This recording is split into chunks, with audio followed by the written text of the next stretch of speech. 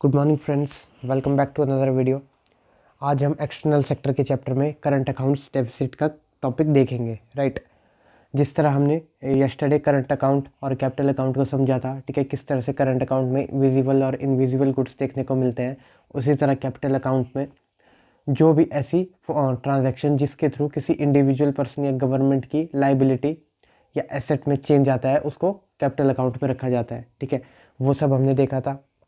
और अब next topic हम करंट अकाउंट का डेफिसिट देखेंगे। ठीक है, करंट अकाउंट डेफिसिट देखने से पहले हम सबसे पहले बैलेंस ऑफ ट्रेड के बारे में समझेंगे। Right, balance of trade mainly define किया जाता है जो हमारा इंपोर्ट होता है और जो एक्सपोर्ट होता है उसके बीच का डिफरेंस। ठीक है, जो इंपोर्ट और एक्सपोर्ट में जो डिफरेंस होगा वो बैलेंस ऑफ ट्रेड माना जाता है या समझा जाता है। ठीक है, उसी तरह करंट अकाउंट डेफिसिट का मतलब होता है उस पर्टिकुलरली बैलेंस ऑफ ट्रेड में से net factor income from abroad जो हमें जनरेट हुई है। मतलब net factor income from abroad का क्या मतलब है? मतलब income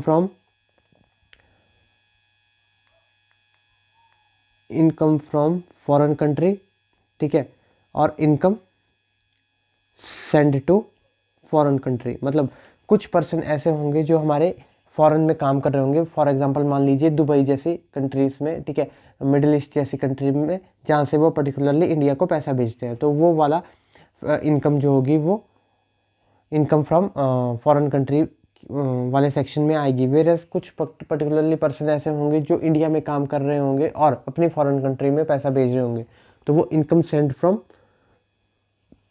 send to foreign country में आएगा। ठीक है, जब इन दोनों को बैलेंस ऑफ ट्रेड से माइनस किया जाता है तो पर्टिकुलरली करंट अकाउंट डेफिसिट हमको देखने को मिलता है। उदाहरण के तौर पर हम लेते हैं एक कंट्री इंपोर्ट करती है 100 बिलियंस का और एक्सपोर्ट करती है 80 बिलियंस का, तो उनका जो बैलेंस ऑफ ट्रेड का डेफिसिट आएगा वो $20 का देखने को मिलता है। लेकिन उसी टाइम अगर हम करंट अकाउंट डेफिसिट की बात करें तो वो नेट फैक्टर इनकम जो $5 बिलियन की होगी उसको भी सब्ट्रैक्ट करेगा और $15 बिलियन का वो कंसिडर करेगा। ठीक है, इन शॉर्ट हमें कितने डॉलर का नुकसान हुआ है, ठीक है, वो $5 से ये हम समझ सकते हैं। ठीक है, कितना अमाउंट हमको फॉरेन करेंसी के तौर पर बाहर भेजना पड़ा, ठीक है, वो पर्टिकुलरली इसके थ्रू देखने को मिल रहा है। जो फैक्टर्स जो मेन कारण होता है, ठीक है, एप्रिसिएशन का, एप्रिसिएशन एक बड़ा कारण होता है। ठीक है, करंट अकाउंट डेफिसिट का बढ़ने का। एप्रिसिएशन का मतलब है जब एक्सचेंज रेट जो होता है वो गिर जाता है। गिर जाने का मतलब मैं आपको समझाऊंगा। ठीक है, एक्सचेंज रेट सबसे पहले हम समझेंगे। एक्सचेंज रेट को समझने के लिए हम डिफाइन करेंगे, देखिए, the amount of domestic currency needed to convert it in unit of foreign currency. Right, कितने अमाउंट हमको पर्टिकुलरली इंडियन करेंसी के लगेंगे उसको $1 में कन्वर्ट करने के लिए। ठीक है, डॉलर एक एक्सेप्टेबल करेंसी है तो हम डॉलर का एग्जांपल लेके चलेंगे। ठीक है, वर्ल्ड वाइड एक्सेप्टेबल डॉलर में ट्रेड देखने को मिलता है। राइट, तो एप्रिसिएशन का मतलब होगा, ठीक है, अभी $1 ₹80 के लिए अज्यूम करते हैं हम। ठीक है, ₹80 का $1 है, तो एप्रिसिएशन का मतलब होगा $1 इजकल टू 75 रुपीज़। कम पैसे लग रहे हैं, ठीक है, $1 को कन्वर्ट करने में। ठीक है, $1 में पर्टिकुलरली रुपए को कन्वर्ट करने में, तो इससे हमारी करेंसी अप्रिशिएट हुई है। ठीक है, अप्रिशिएट हुई है। अप्रिशिएट होने से जो इंपोर्ट होता है, मतलब जो बाहर से सामान मंगाना होता है, वो चीपर हो जाता है। ठीक है, क्यों चीपर होता है? ठीक है, देखिए, मान लीजिए एक फॉरेन कंट्री है ए और एक मेरा भारत महान, ठीक है, एक कंट्री है बी इंडिया। ठीक है, जब ए के गुड्स बी अपनी कंट्री में मंगा रहा है तो उसको एक एक्सचेंज रेट देना पड़ रहा है ₹80 का $1 के लिए। ठीक है, मान लीजिए ये जो चीज़ है वो $20 की है, तो उसको $1 का ₹80 देना पड़ रहा है, तो वो $20 का ₹1600 देगा। यहाँ पे हम नेगलेक्ट करेंगे, जितने भी टैरिफ होंगे उसको भी हम कंसिडर नहीं करेंगे। और जैसे ही पर्टिकुलरली एप्रिसिएशन होता है एक्सचेंज रेट में, ठीक है, कम रुपए से $1 में कन्वर्ट किया जा सकता है। ठीक है, तो उस टाइम $20 वो 75 के अकॉर्डिंगली देगा। ठीक है, देखिए, ₹1500 में वो चीज़ वो इंडिया में इंपोर्ट कर सका। तो इसकी वजह से इंपोर्ट में सर्ज देखने को मिलता है, ठीक है। चीज़ें बाहर से लोग मंगाना शुरू कर देते हैं जैसे ही हमारी करेंसी अप्रिशिएट करती है। इसलिए गवर्नमेंट, जो हम आगे देखेंगे, इंटरफेयर करके एक्सचेंज रेट को मेंटेन करती है, राइट। इसके बाद हम अगला कंसेप्ट देखते हैं, इंपोर्ट चीपर हो जाते हैं, ठीक है। ये पहला रीज़न है करंट अकाउंट डेफिसिट का। जैसे ही करेंसी का एक्सचेंज रेट अप्रिशिएट कर जाएगा तो इंपोर्ट करना शुरू कर देंगे, जिससे कि हमारा एक्सपोर्ट जो होगा वो गिर जाएगा। एक्सपोर्ट गिर जाएगा तो हमारे करंट अकाउंट डेफिसिट में फ़र्क आएगा, ठीक है। हमें पता है कैड क्या होता है, ठीक है। इंपोर्ट माइनस एक्सपोर्ट, ठीक है, minus net factor income from abroad, ठीक है। जैसे ही हमारा इंपोर्ट बढ़ गया, हमारा करंट अकाउंट डेफिसिट भी बढ़ जाएगा, राइट। सेकंड कारण होगा इसका हाई इन्फ्लेशन। हाई इन्फ्लेशन, अब इन्फ्लेशन कैसे इफेक्ट करेगी हमारे करंट अकाउंट डेफिसिट को, ठीक है। ठीक है, अगर इंडिया में इन्फ्लेशन है तो इसका मतलब है वहाँ के गुड्स के प्राइस ज़्यादा है, ठीक है, सर्विस का प्राइस भी ज़्यादा है, ठीक है। तो इसका मतलब होगा जो डोमेस्टिक प्रोडक्शन होगी,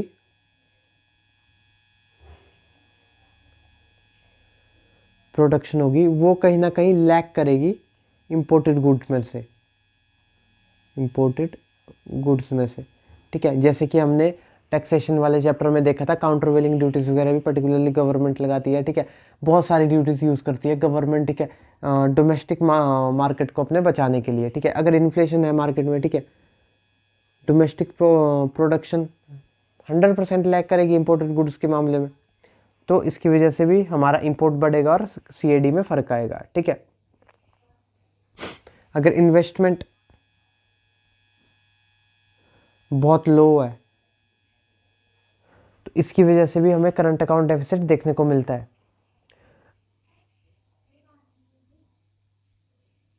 अब इसके बाद नेक्स्ट हम समझेंगे, ठीक है, इन्वेस्टमेंट वाले को भी आप समझेंगे। इन्वेस्टमेंट लो होने से भी करंट अकाउंट डेफिसिट आता है।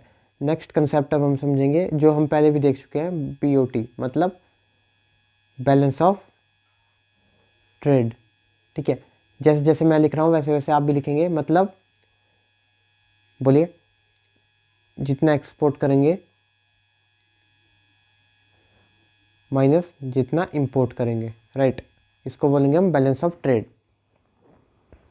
इससे पता लगता है कि कंट्री जो है एक डेफिसिट में है या बैलेंस ऑफ ट्रेड उसका मतलब डेफिसिट में है या नहीं है, मतलब वो ज़्यादा इंपोर्ट कर रहा है या ज़्यादा एक्सपोर्ट कर रहा है, ठीक है, डेफिसिट में है या सरप्लस में है, ठीक है। अब इससे फ़र्क क्या पड़ता है, अगर कोई कंट्री सरप्लस में है तो इससे फ़र्क क्या पड़ रहा है, ठीक है। अगर वो एक्सपोर्ट ज़्यादा कर रहा है तो इससे फ़र्क क्या पड़ रहा है।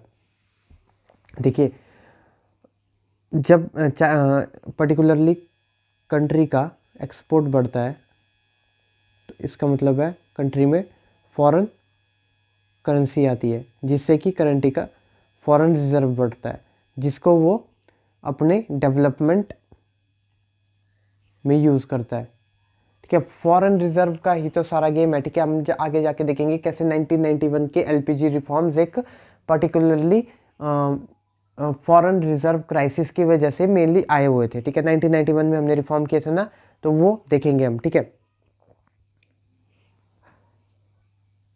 इसके बाद ट्रेड डेफिसिट का बात करेंगे, ठीक है। इसका मतलब है ट्रेड डेफिसिट का कि हम इंपोर्ट ज़्यादा कर रहे हैं। इंपोर्ट ज़्यादा करेंगे एक्सपोर्ट से तो हम फॉरेन जो रिज़र्व है अपना उसको बाहर भेज रहे हैं, राइट। फॉरेन करेंसी में तो पेमेंट करनी पड़ती है, फॉर एग्जांपल डॉलर में, ठीक है, मोस्टली डॉलर में। तो हमारे पास जितना भी डॉलर है वो हम बाहर भेज रहे हैं, जिससे हमारा फॉरेन रिज़र्व कम हो रहा है। तो हम कहीं ना कहीं डेफिसिट कंट्री की तरफ को मुड़ते हुए चले जाएंगे, ठीक है। उदाहरण के तौर पर कंसीडर करते हैं, इंडिया ने इंपोर्ट किया 10 लाख करोड़ का गुड्स 2023 में, ठीक है, लेकिन एक्सपोर्ट किया 1 लाख करोड़ का गुड, ठीक है। तो मतलब 9 लाख करोड़ रुपए हमने बाहर भेज दिए। मतलब 10 लाख करोड़ हमने बाहर भेज दिए, ठीक है, फॉरेन रिजर्व के, और 1 लाख करोड़ वापस हमने एक्सपोर्ट किया तो हमारे इंडिया में आ गए। बट इनको जब माइनस किया तो टोटल 9 लाख करोड़ का तो हमें लॉस हो गया, राइट। फॉरेन रिजर्व को इस तरह से समझते हैं कि फॉरेन रिजर्व में 9 लाख करोड़ का हमें तो लॉस हो गया, राइट।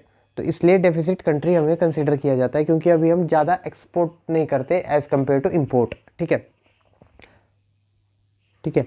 और बैलेंस ऑफ ट्रेड को पढ़ने के साथ साथ हम इसको करंट अकाउंट डेफिसिट या बैलेंस ऑफ पेमेंट और बैलेंस ऑफ ट्रेड को कंपैरिजन करके भी देखेंगे, ठीक है। कंपैरिजन इन द सेंस सिर्फ इतना ध्यान रखेंगे, बैलेंस ऑफ ट्रेड में जो भी हमने पढ़ा उसमें एक्सपोर्ट और इम्पोर्ट में सिर्फ विजिबल गुड्स की बात की जाती है, जो गुड्स देखे जाते हैं, ठीक है। लेकिन बैलेंस ऑफ पेमेंट जिसमें हमने करंट अकाउंट डेफिसिट मतलब करंट अकाउंट पढ़ा, कैपिटल अकाउंट पढ़ा, ठीक है, इस पर्टिकुलरली बैलेंस ऑफ पेमेंट में इनविजिबल, विजिबल प्लस इनविजिबल दोनों ट्रांजैक्शन देखी जाती है, ठीक है। इतना सिर्फ याद रखेंगे, ये बहुत बड़ा डिफरेंस है, ठीक है। अगर आप इतना भी ध्यान रखेंगे, विजिबल और इनविजिबल दोनों बैलेंस ऑफ पेमेंट में, whereas balance of trade में एक्सपोर्ट और इम्पोर्ट गुड्स का कितना हुआ वही देखा जाता है, ठीक है। और एक छोटा सा ध्यान रखेंगे तो बीओटी देखने वाली बात है, ये एक नैरो व्यू पर्टिकुलरली इकोनॉमी का देता है, whereas balance of payment एक वाइडर व्यू देता है, ठीक है। इस तरह से हम दो तीन पॉइंट इसमें देख लेंगे। अब इसके बाद current account deficit, balance of trade के बाद अब हम कैपिटल अकाउंट को भी देखेंगे इसमें डेफिसिट का, ठीक है। जो भी पर्टिकुलरली जो पर्सन होगा उसके किसी भी लायबिलिटी और कोई एसेट क्रिएशन होगा ट्रांजैक्शन की वजह से, तो उसको हम कैपिटल अकाउंट में देखेंगे, ठीक है। अब इसको समझते हैं। जब हमने कैपिटल अकाउंट पढ़ा था तो हमने देखा था इन्वेस्टमेंट, ठीक है, लोन, ठीक है, ये पर्टिकुलरली दो चीज़ें इसमें ऐड की गई थी, ठीक है। तो इसी के अकॉर्डिंगली हम आगे अब कैपिटल अकाउंट डेफिसिट को देखेंगे, ठीक है। जब भी इन्वेस्टमेंट और लोन, ठीक है, अगर मैं इसको इकट्ठे बोलूँ तो capital inflow and capital outflow. Outflow का मतलब है हमारी डोमेस्टिक कंट्री से फॉरेन कंट्री में कैपिटल का आउटफ्लो होना, और कैपिटल इनफ्लो मतलब फॉरेन कंट्री से हमारे इंडिया में इन्वेस्टमेंट होना, राइट। जब भी कैपिटल इनफ्लो जो है वो ज़्यादा होगी कैपिटल आउटफ्लो से, मतलब जो बाहर से जो पैसा आएगा इंडिया में इन्वेस्ट होने के लिए वो ज़्यादा होगा एज़ कम्पेयर टू जो जितना मनी हम इन्वेस्ट करेंगे बाहर वो ज़्यादा होगा, तो वो कैपिटल अकाउंट डेफिसिट हम वो कैपिटल अकाउंट सरप्लस में हमेशा आएगा, राइट।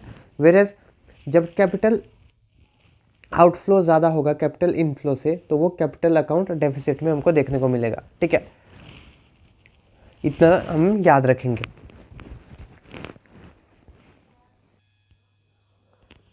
तो नाउ फ्रेंड्स, अब हम नया कंसेप्ट बीओपी क्राइसिस इन 1991 देखेंगे, ठीक है। हम सब जानते हैं कि 1991 में हमारे इंडिया का सबसे बड़ा रिफॉर्म जो कि एलपीजी रिफॉर्म था, जो कि लिबरलाइजेशन, ठीक है, प्राइवेटाइजेशन और ग्लोबलाइजेशन पे बेस्ड था।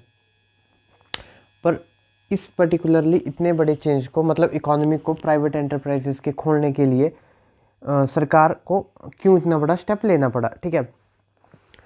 तो इसका मेजर कारण था कि हमारे जो फॉरेक्स रिजर्व थे, जो हमारा फॉरेक्स रिजर्व था वो पूरी तरह से ड्राइड अप हो चुका था, ठीक है। इतना ड्राइड अप हो चुका था कि इंडिया के पास कुछ ही दिन का फॉरेक्स रिजर्व बचा हुआ था, राइट। मतलब कुछ ही दिन तक इंडिया अपने ट्रेड को कैरी ऑन रख सकता था, ठीक है। और एक सिचुएशन गल्फ वॉर भी थी, जो इस पर्टिकुलर टाइम पे गल्फ में वॉर चली हुई थी, जिसकी वजह से ऑयल प्राइस इंडिया के लिए क्या मार्केट में स्पाइक हो चुके थे, ठीक है। ऑयल प्राइस स्पाइक हो चुके थे, ठीक है। और जैसे कि हम जानते हैं सोवियत यूएसएसआर, ठीक है, जो कि रशिया जो एक पार्ट था यूएसएसआर का, वो 1991 में ब्रोकअप हो चुका था, मतलब टूट चुका था। ये भी इंडिया के लिए काफ़ी बड़ा सेटबैक था, क्योंकि यूएसएसआर इंडिया का एक बहुत अच्छा फ्रेंड था। जिस तरह का इंडिया और रशिया का फ्रेंडशिप अभी देखने को मिलती है, राइट। तो फॉरेन रिजर्व पूरी तरह से ड्राइड अप हो रहा था। तो ठीक है, अब इंडिया ने आईएमएफ से हेल्प मांगी, जो कि सब कंट्रियां करती है, ठीक है। और आईएमएफ ने कुछ कंडीशंस लगाई, ठीक है। पहली कंडीशन थी, सबसे पहली जो कंडीशन थी वो था डीरेगुलेशन करना। मतलब डीरेगुलेशन का मतलब था, ठीक है, इंडिया में गवर्नमेंट का इंटरफेरेंस मोस्टली हर चीज़ में देखा जाता था, ठीक है। जैसे कि आप एक चीज़ देखेंगे, लाइसेंस राज, हम हमेशा सुनते हैं कि हर चीज़ के लिए पर्टिकुलरली एक लाइसेंस चाहिए होता था, और उस लाइसेंस को लेने के लिए काफ़ी जद्दोजहद पर्टिकुलरली कंपनी के लिए कंपनी को करनी पड़ती थी। सेकंड, उन्होंने आईएमएफ ने कंडीशन लगाई थी, जो एफडीआई होगी उसको ओपन किया जाएगा, मतलब इंक्रीज़ किया जाएगा एफडीआई को। काफ़ी डिफरेंट सेक्टर्स में एफडीआई का ऑप्शंस बढ़ाया जाएगा। इंडिया ने काफ़ी छोटे स्तर पर एफडीआई को भी चालू किया था अपने मार्केट में, ठीक है। अपने जो लोकल वेंडर्स है, लोकल जो मार्केट है, उसको बचाने के लिए, ठीक है। रुपए को डीवैल्यू किया जाएगा,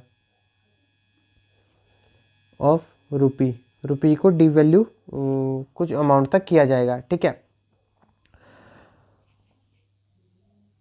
ठीक है, लेस रेगुलेशन, ठीक है, गवर्नमेंट अपनी रेगुलेशन को कम से कम रखेगी, ठीक है। ये कुछ आईएमएफ की शर्तें थी जो इंडिया ने मानी थी, और 1991 के क्राइसिस को होने से बचा लिया था, ठीक है। तो आज के जितने भी टॉपिक हुए हैं उनमें से बीओपी क्राइसिस 1991 एक स्टोरी की तरह था, ठीक है। वेरएस बाकी जो करंट अकाउंट के जो डेफिसिट थे, कैपिटल अकाउंट के जो डेफिसिट थे, और बैलेंस ऑफ ट्रेड हमने देखा, ये तीनों टॉपिक काफ़ी इंपॉर्टेंट है। तो इसको आप आराम से देखिएगा और समझिएगा, ठीक है। जितना आप एग्जाम्पल के थ्रू इनको करेंगे, जितना आप एग्जाम्पल को बार बार लगाएंगे, ठीक है, उतना ये आपको समझ आते रहेंगे। इसके बाद का जो टॉपिक है वो फॉरेन एक्सचेंज मार्केट है। फॉरेन एक्सचेंज मार्केट मैं आपको ऊपर भी समझा चुका हूँ, बट इसको अब हम डिटेल में करेंगे। डिटेल में in the sense, exchange rate system क्या होता है, right. Types of exchange rate, मतलब जो नॉमिनल इफेक्टिव एक्सचेंज रेट जिसको हम नीर बोलते हैं, रियल इफेक्टिव एक्सचेंज रेट जिसको हम रियर बोलते हैं, ठीक है। फ्लेक्सिबल एक्सचेंज रेट क्या होता है, फिक्स्ड एक्सचेंज रेट क्या होता है, ये सब हम देखते हैं आज, ठीक है। और बाकी रीर और नीर को हम अगली वीडियो में देखेंगे। सबसे पहले फॉरेन एक्सचेंज रेट क्या होता है, ठीक है। फॉरेन एक्सचेंज मार्केट की बात करते हैं सबसे पहले, ठीक है। मार्केट, अ प्लेस, ठीक है। जब भी मार्केट की बात आएगी तो जैसा हमने पहले देखा हुआ है, a place where goods are sell and bought, जहाँ पे खरीदे और बेचे जाते हैं, सोल्ड एंड बॉट, ठीक है। जहाँ पे खरीदे और बेचे जाते हैं गुड्स, वहाँ पे पर्टिकुलरली मार्केट हम डिफाइन करते हैं। अब फॉरेन एक्सचेंज मार्केट, ठीक है, जिस मार्केट में market which allows to exchange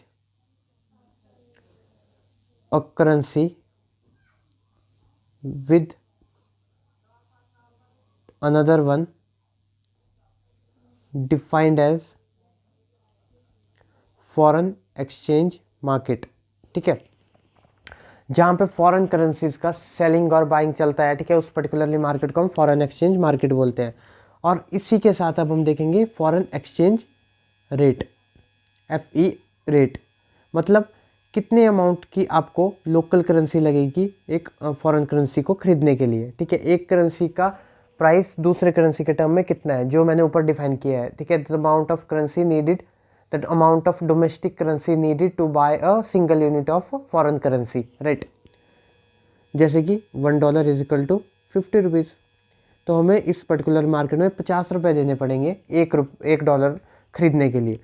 mostly हम एक्सचेंज बोलते हैं, बट एक बात होती है, 50 रुपये दे के $1 हम खरीद रहे हैं, राइट। ये हम फॉरेन एक्सचेंज देखेंगे, रेट देखेंगे। ये जो रेट होता है ये डिफरेंट टाइप का होता है। एक होता है फिक्स्ड, एक होता है फ्लोटिंग, ठीक है, और एक होता है मैनेज्ड, ठीक है। जैसे कि नाम बता रहा है फिक्स्ड, ठीक है।